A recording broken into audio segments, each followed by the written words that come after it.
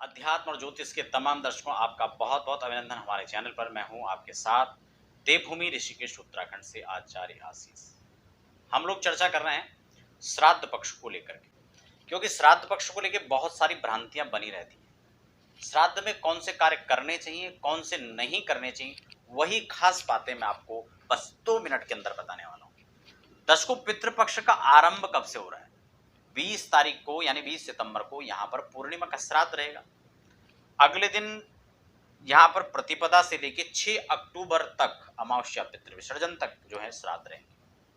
और इन्हीं दिनों में क्या करना है क्या नहीं करना है उसी की हम चर्चा शुरू करते हैं। देखिए, श्राद्ध पक्ष में कई लोग कहते हैं कि नियमित पूजा भी नहीं करनी होती।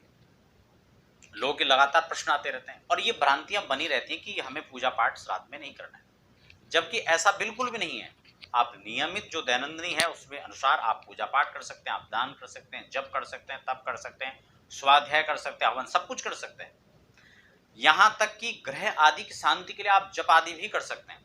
क्या नहीं करना है आपको ध्यान से सुनना है। सबसे पहले तो कोई खास चीज किसी खास पर्पज से हमें शॉपिंग नहीं करनी है।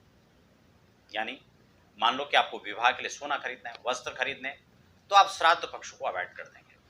लेकिन कोई सामान्य शॉपिंग आप खरीदारी कर रहे हैं, कोई घर का सामान आप खरीदें तो आप खरीद सकते हैं। ना भी खरीदेगा तो भी चलेगा, लेकिन विशेष सामग्री विशेष पर्पज से हमें नहीं खरीदना, ये हमें ध्यान रखना है। ठीक है। उसके बाद कोई वाहन हम खरीद रहे हैं तो हमें श्राद्धों में नहीं करना। कोई दुकान का मुहूर्त करना चाह रहे हैं तो हमें नहीं करना है। घर बनाना हो, घर प्रवेश करना हो, ये तमाम मुहूर्त हमें श्राद्ध में नहीं करने हैं। इसी के साथ हमें कोई विशेष कार्यक्रम की योजना बनानी है और उसको क्रियान्वित करना है तो वह कार्य भी हमें श्राद्ध पक्ष में नहीं करना चाहिए। लेकिन हमें करना क्या चाहिए? हमें और कुछ करें न करें, लेकिन श्राद्धों में कम से कम पितृपक्ष में अपने पितरों के निमित्त पितृ शांति के लिए कुछ ना कुछ अवश्य करना चाहिए। जैसे आप उनकी तिथि पर तर्पण कर सकते हैं। वैसे तर्पण हमारे यहाँ दैनंदिनी में आता है, हमेशा करना चाहिए, लेकिन हमेशा कोई नहीं कर पाते हैं, तो इसलिए श्राद्ध में और जिसकी तिथि हो उसके निश्चित रूप से उस तिथि पर तो करना ही चाहिए।